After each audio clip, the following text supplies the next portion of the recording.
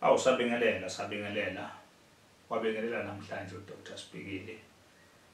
Siyabingelela ke bonke abantu kuphi nakuphi la ukhona khona eSouth Africa, umhlaba wonke jikelele, amazweni angaphandle, zonke indawo la umuntu ekhona khona. Uyambingelela namhlanje uDr Sibhikile. Ngiyanibingelela ngithi sanibonani nonke. Cha ke sikule video nje sila kwamhlaba uyalingana silavele ekhaya la sisebenzela khona. Silapha ke nje namhlanje isike kunendaba ezinhle la esiza nazo namhlanje. Sithi ke from mhla ka 15 kuSeptember kule nyanga lesiqalayo mhla ka 15 September year 2024. Bonke abantu sithi ke bonke abantu abanenkinga nje yomsamo, noma sithi bonke abantu abanenkinga yedlozi, bonke labo bantu labo from mhla ka 15 September bakaxhumana noDr Sibhikile. Kukhona uhlelo olusha la noma ngiyothi kunenduku ekhona ke la eqondwe nengqono inkinga zomsamo, nomuntu onenkinga yesidalwa nonenkinga yedlozi, nomuntu owathejulelwa idlozi, nomuntu owavalwa, nomuntu owacwiwa, ngoba bakhona abantu abanjalo othola ukuthi umuntu wavalwa umsamo noma ephahla ethushisa impepho akayiboni impendulo, awube namehluko. Nomuntu othola ukuthi uthi makalele ebusuku amadlozi akubo akhona ukuxhumana nawo, asikhona isisodwa isidalwa noma umkhulu noma ugogo noma yini ake nje azayibone.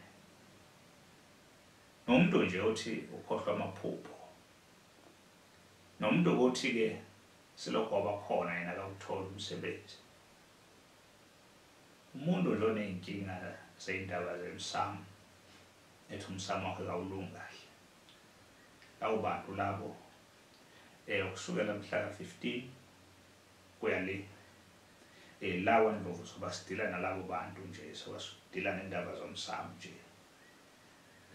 Kukhona ke induku entsha la esiyenzile ekwazi ukulungisa umsamo, elungisa umsamo. Lona daba lo sobe sidila nalo kakhulu kuSeptember. Umsamo, umuntu owantshontshela idlozi, umuntu owavalwa. Labo bantu ke banenhlupheko kakhulu ngoba noma ethinta umuthi awumsebenzeli, ufuna umsebenzi awutholi. Kunjalo nje bonke labo bantu ke laba abanjalo ibona abantu sobe sidila nabo. Umuntu uthi cha i-relationship yakhe ihlangahlangene, ubamba kuyaphunyuka, bathe ufika la akuhlaleka kuzinzeki. Yonke nje into ethinta impilo yomuntu yona izinto ezobe sidila ngazo lezo siyilungisa, ngoba zonke lezo zinto lezo zidalwa indaba zomsamo, indaba zamadlozi asuke asesinyameni, noma ngiyothi zidalwa indaba zamanzi amnyama. Afikile ke amakhehla asho ukuthi cha, asike sidile nalabo bantu laba abanjalo ukulungisa izinto enjalo. Ukusuka lapho ke mase siyenzile le nto esizoyenza nalabo bantu labo, ngiyobe ngidinga ama-result athi umuntu seyakhona ukuxhumana nesidalwa sakhe. Amadlozi lapho angcolile sobe siwageza lapho, umsamo uvalekile lapho sobe siwuvula lapho, soba senza nje full service yabantu esuke banalezo inkinga ethinta indaba zomsamo, ngoba phela labo bantu abanjalo noma bathinta amakhambi esintu akhona ukubasebenzela ngenxa yokuthi suke babhedela umsamo. Ibona ke abantu labo esithi cha, sike sivule lelo thuba lelinjalo lokuthi silungisa lezo inkinga lezo ezinjalo kule nyanga kaSeptember. up until nje from mhla 15 uSeptember onke sobe sidila nalabo bantu abanjalo. Abantu abanalezo inkinga kanjalo engibala la abaxhumana no Dr. Spikili. Kungenzeka abanye bakhona abahamba la ekhaya uthola ukuthi banalezo inkinga enjalo kodwa ke abakaze baze bezele zona la ekhaya. Sithi ke nabo njoba ngibala nje lezi igigaba ngokunjalo bazo lezo zimo lezi abantu abaphila kuzo. Abavele labo bantu lelo baxhumane nami ngitshela umuntu ukuthi cha akababona abantu bakubo usama wakho uvalekile. Umathandana bakho abahlali kunjani umsebenzi awutholakali kwasho inkotho yacima. Zonke inkinga lezi enjalo izona zinto lezisobe sidila nazo la ekhaya.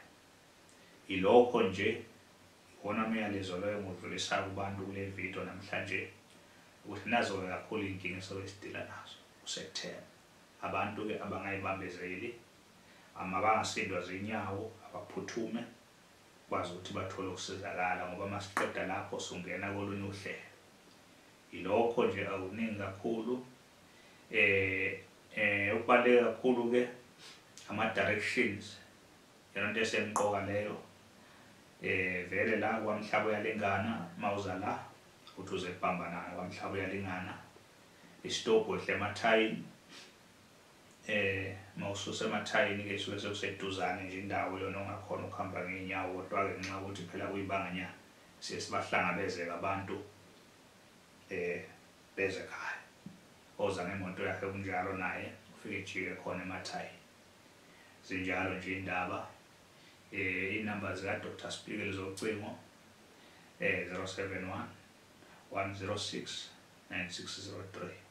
Izona inamba lezo Dr. Spikili atholakala kuzona 071 106 9603. Ilokho nje akuningi kakhulu. Asibakhumbuza abantu ukuthi mabasubscribe kule channel abanga-subscribe ukuze bangaphuthelwa indaba ezokwazi ukuthi isise impilo zabo. Ilokho nje akuningi kakhulu. Ngiyabonga ngicela ningibambe evidweni elandelayo. Bye bye.